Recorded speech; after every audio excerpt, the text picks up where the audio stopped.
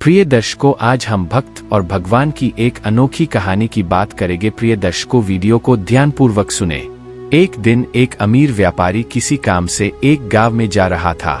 बारिश का मौसम था, झमाझम बारिश हो रही थी और रास्ते में जगह जगह गड्ढों में पानी भरा हुआ था। अचानक रास्ते में गाड़ी खराब हो गई। व्यापारी के साथ कोई नहीं था। उसने गाड़ी सड़क किनारे खड़ी कर दी और किसी वाहन का इंतजार करने लगा। लेकिन घनघोर बारिश और तूफान की वजह से सड़क सुनसान था। मित्रों, शाम ढलने लगी तो व्यापारी को चिंता सताने लगी। अचानक उसने देखा एक गरीब व्यक्ति साइकिल से गुजर रहा है। सड़क किनारे अपनी गाड़ी में बैठे बैठे उसने साइकिल सवार को आवाज देकर रोका और पूछा कि कहीं कोई गाड़ी का मैकेनिक मिल सकता है क्या। साइकिल सवार ने बताया कि इतनी बारिश में दूर दूर तक उसे कोई मैकेनिक नहीं मिलेगा। यह सुनकर व्यापारी चिंतित हो उठा। तब साइकिल सवार ने बड़ी विनम्रता से कहा, भाई साहब, अगर आप चाहे तो पास ही बने भगवान के घर में आज रात विश्राम कर सकते हैं। वहां आपको रहने की सारी सुविधाएं मिलेगी। व्यापारी राजी हो गया।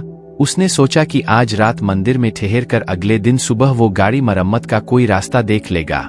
साइकिल सवार ने उसे अपनी साइकिल पर बिठाया और चल पड़ा।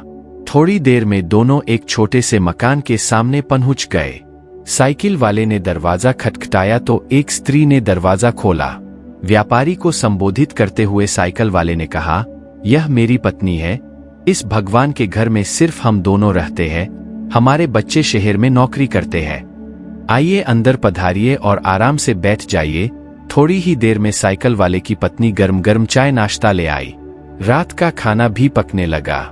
व्यापारी को सब कुछ बहुत अच्छा लग रहा था, लेकिन उसे एक बात समझ में नहीं आ रही थी कि साइकिल वाले ने अपने घर को भगवान का घर क्यों कहा। यह कोई मंदिर तो है नहीं। आखिर उससे रहा नहीं गया तो उसने पूछ ही लिया कि वो क्यों अपने मकान को भगवान का घर कह रहा है। लोग तो अक्सर यही कहते हैं कि मेरे घर में भगवान विराजमान है, या मेरे घर में भगवान के लिए पूजाघर बनवाया है, या मेरे घर में भगवान आए हैं। यह सुनकर साइकिल वाले व्यक्ति ने कहा, हाँ, आपने ठीक कहा। अक्सर लोग यही कहते हैं कि घर हमारा है और भगवान हमारे घर में विराजमान है। लेकिन हम ऐसा नहीं कहते, क्योंकि अगर हम अपना घर कहेंगे तो उसमें हम अपनी इच्छानुसार कुछ भी उल्टा पुल्टा काम कर सकते हैं।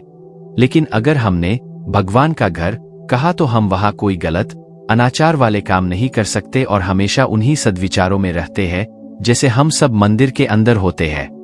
और मजे की बात यह है कि जैसा कि लोग बोलते हैं कि मृत्यु के बाद हमें भगवान के घर जाना है, तो उस हिसाब से देखा जाए तो हम जीते जी ही भगवान के घर रहने का सुख प्राप्त कर रहे हैं। उस गरीब व्यक्ति के इतने सुंदर विचार से व्यापारी बहुत प्रेरित हुआ और उसने भी अपने घर को भगवान का घर कहने का मन बना लिया। प्रिय मित्रों, अगली कहानी के लिए कृपया हमारे इस YouTube चैनल को सब्सक्राइब कर ले। धन्यवाद मित्रों।